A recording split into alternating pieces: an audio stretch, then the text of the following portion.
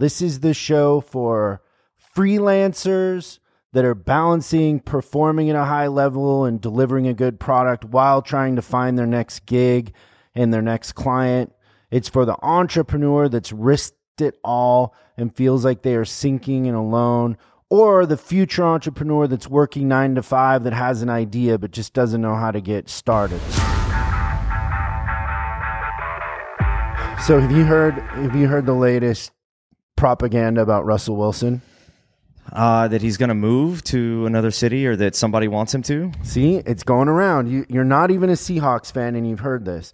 And so this is part of what I want to talk about how entrepreneurs get it wrong. So whether you're a Seahawks fan or not is irrelevant to what I'm about to teach you and share with you. So the star quarterback for the Seattle Seahawks, who has taken the Seahawks to 2 Super Bowls, is one of the winningest quarterbacks ever in his first 7 years, was barely drafted. I think he was drafted in the 4th or the 5th round. He was too short. Everybody said that he couldn't be an NFL quarterback, and all the teams passed him over because he's 6 feet tall. He's like 5'11", which is too short. And ends up, he's one of the best quarterbacks in the league. A couple years ago, his jersey was the best-selling jersey. He's very marketable. His press conferences are amazing because he always thanks the offensive line. He thanks every receiver and names them by name. He always says the politically correct thing. He goes to church on Sunday. He's like the model citizen. He doesn't fit into the Seahawks locker room at all. He's way too clean, and he's the perfect quarterback. And then he married like a pop star, right? He married Ciara, which is the beginning of the problem. And I don't believe in conspiracies or bad luck, but there are a lot of Seattle fans that'll tell you ever since he married Ciara, we haven't been back to the Super Bowl, and there might be a coincidence. In fact, we had a losing season, but I don't believe in that. But it could have happened. She could be bad luck.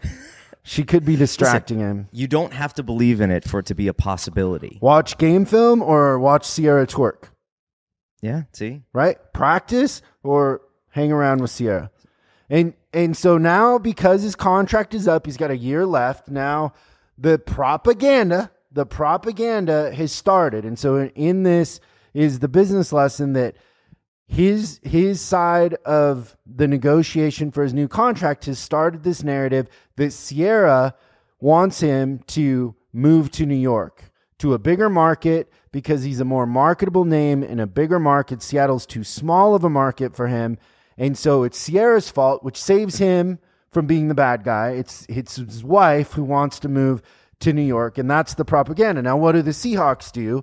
That 2 years ago, I think we led the league in sacks. So we're going to give him Aaron Rodgers type money, and we won't be able to afford an offensive line. And here goes the thing. But the propaganda is polarizing because, it's a strong narrative. Your wife wants you to move to New York, and it's not your fault, but you are a very marketable quarterback. Your jersey sold the most a couple years ago out of any player in the NFL.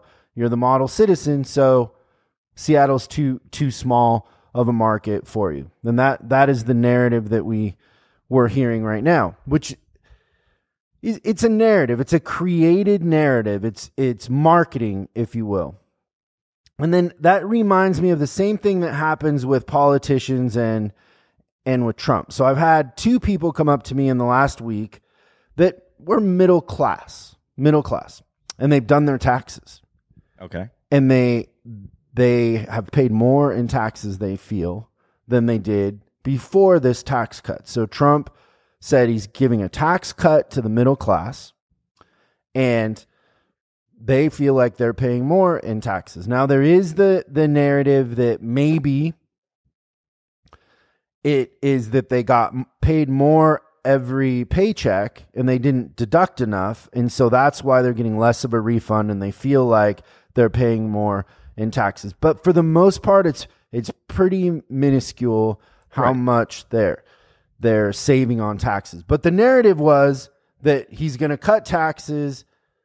But when you move everything around the way he did it, it ends up that it's not much of a tax cut for anybody except for people like myself that make a lot of money. So I actually am paying less in taxes, and deservedly, I don't know that I should be. I don't know, but No, you should. I do feel like America is stronger with a strong middle class, and I feel like I could figure out how to make more money. Well, yeah, I think a lot of it is people are confusing like refunds as money that you're getting. Like they're not thinking about it as the money you're loaning the government and then they're giving you your money back. They're not realizing you're keeping a lot of your own money. But there probably are people who are paying more taxes that are in the middle class because there were other aspects of it that, like, depending on where you live, like you can't deduct certain things anymore, and that takes a lot away. So, I mean, it's tough, but we do need a strong middle class, 100%. The blood of a chicken. How does it taste? It tastes like the blood of a chicken mixed with mezcal. Have you ever just had the blood of a chicken? No, have you? Salty. Salty. No, I don't know. What was the situation? I have no idea.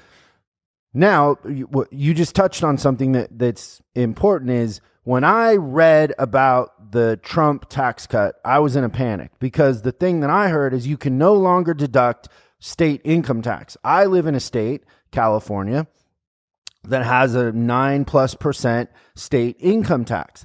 So now I was thinking, okay, now I'm going to pay at the highest rate federally, and then we're going to add on another 9%. And I literally was like, okay, am I moving to Nevada, Florida, Texas, or Washington? Like I was figuring out, I called a meeting with my accountant, my lawyer, my financial guy. They were all on a Zoom call. And I'm like, what are we going to do? Should I open an office in Washington? What should I do?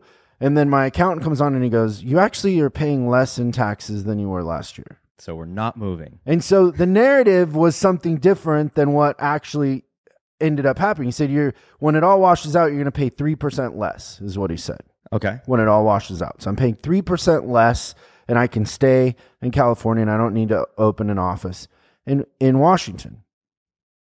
But listen to all that propaganda. Like you read the news or you listen to the news, you think one thing, and then what actually ends up happening is something different. Where I actually thought I was going to pay more, I paid less. And where people in the middle class thought they were going to save a lot, they ended up paying the same or a little bit more. And the thing that is important for you to understand is the propaganda outweighs the truth in most situations. Then you think about politicians. Like politicians, is it easier for a politician to scare you and get you wound up on things that you think matter but don't, or go to work and actually fix things? Is it easier for them to take lobby money so they're guaranteed getting elected so they can outspend their competition? Or is it better for them to show up without without owing anybody any favors and actually put laws in place for you that benefit you? Yeah, I mean, the point of their job as a politician is to literally pass the most amount or pass policies that benefit the most amount of Americans possible and to fix all the problems. But they campaign on the same problems over and over and over. They have for decades. Yeah. And so if you go back 100 years in American politics, the same narrative is it's the worst it's ever been. Everything is at stake. Time is running out. If you go back 10 years, everything is at stake. They're going to take your guns. The economy is terrible. Whatever it is. Immigration's a huge problem. Build a wall. They're coming across in droves. They're going to rape you and kill you. Like the narrative is fear, fear, fear. It has been forever because it's easier to sell the American population on fear, and fear actually will get them out to vote more than common sense. And I would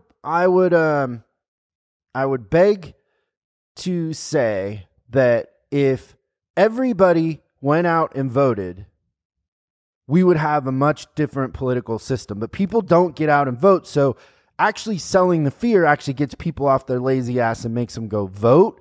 And if you divide the audience and then you get your half to go vote, you're going to win. But if everybody went and voted, most people have common sense, most people in the middle, and you wouldn't have politicians that were in debt to lobbyists that have to, return the favor by not fixing things that need to be fixed. And so you've been hearing, I don't know, since I was a little kid, I've been hearing Social Security is going to go is going to blow up. Yeah, that it's bankrupt and that we'll never see the money. And like, I've heard nobody's fixed it. I've heard that forever too. The Republicans don't fix it. The Democrats don't fix it because they take money from all these lobbyists. And what would they say when it comes time for election? They wouldn't have anything to talk about, right? It's the same narrative every time. It's the same 5 things every time that gets people scared and gets them out to vote. And those things really haven't changed. Right. If you play on the emotions of people who think they're about to lose a Social Security check every month,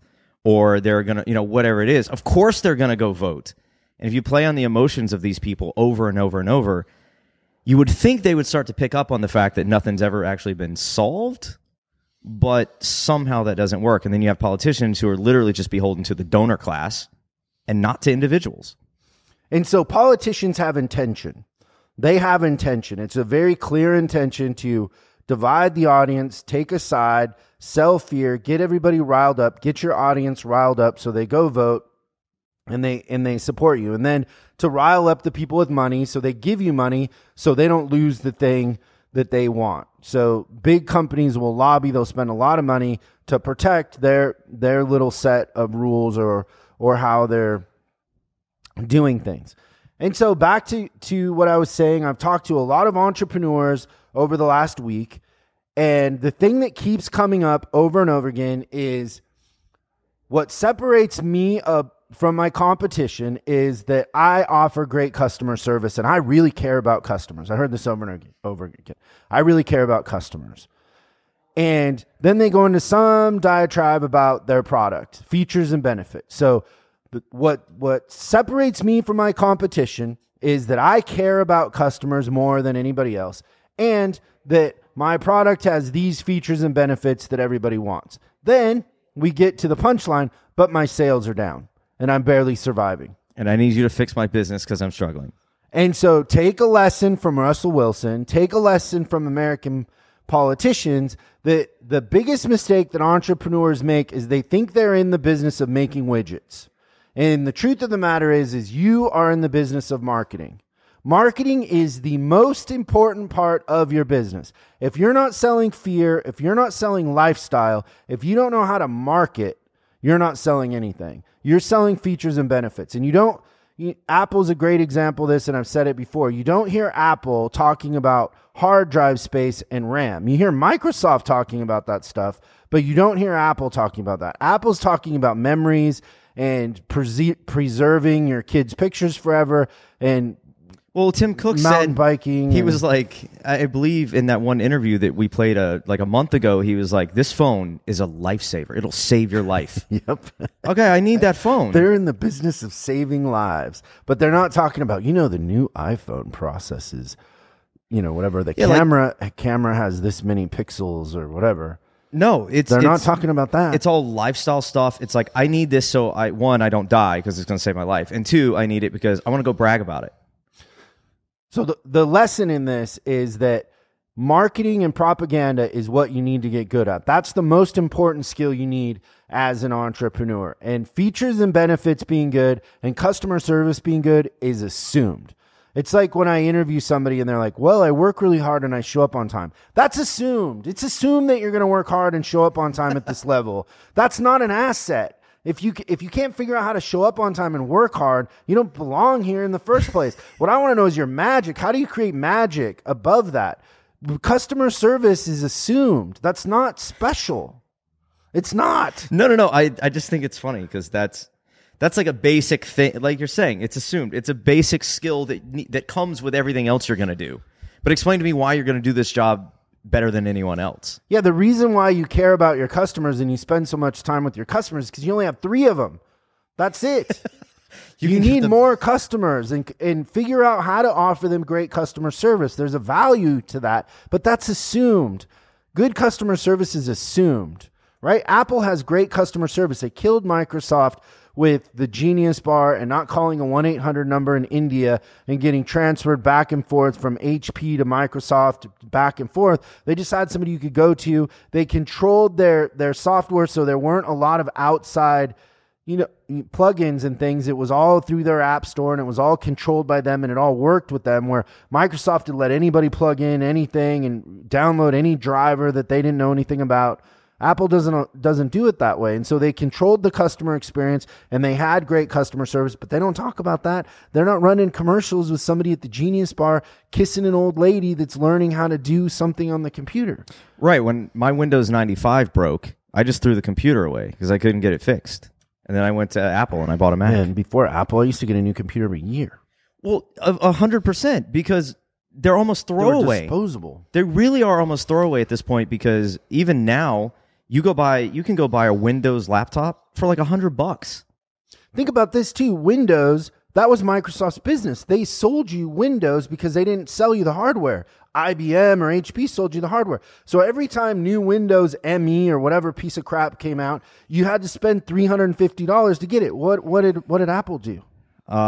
They gave it to you for free. Constant updates for free. I'm a little tired. Have the latest, greatest stuff. I'm a little tired of the iTunes updates every other day. I don't need that. But the software for free updating is amazing. And if I can go see a nerd in a store, I can fix that for you. Oh, okay. Use Tidal. Okay. Oh no. Pay $25 to Jay-Z. You know I have a Sonos system. I can't do that. Oh my God, the Sonos. I got a Sonos if anybody wants to buy one. I still haven't. It's a great paperweight. Haven't spent enough time on that. I've been gone. I was in Dallas. But I need to I need to figure that out. I just had a stylist come in on Sunday and go through all my clothes. Yeah. And so I have a ton of clothes that are pretty, name brand fancy stuff, and I'm trying to figure out what to do with it. And the idea was I would have somebody put it on eBay, but I think there's a store here in Hollywood where you just take it and sell it to them. Yeah, it's called like you should have like a garage Mad sale. Max name. Just go down to the parking garage and have a sale. People roll by and buy some stuff. I don't think the building would. You want this shirt? That's funny. This is what I'm going to do as soon as we're done with the show here. Is I'm going to call Future, because Future used to be married to Sierra. Okay. And I'm going to talk to Future about putting out a press release that he won't allow them to move to New York because they have a kid together, little Future Junior or whatever. And isn't there something he can do in family court that would make it impossible for Russell Wilson to move to New York, because then Future wouldn't get to visit his kid? I don't know. I need to talk to Future about this, because he could get a discount on Russell in this, and then we could afford an offensive line. No, that's really smart, because it's not like Russell's going to go and leave her if she's the one who wants to go. Right. So we could just take the air out of that. You could Future to say something. You could be the guy that stops this whole thing. Pete Carroll's going to thank me. And they won't win a Super Bowl, so he's not going to give you a ring. Yeah, it won't matter. But who knows if they even make the playoffs.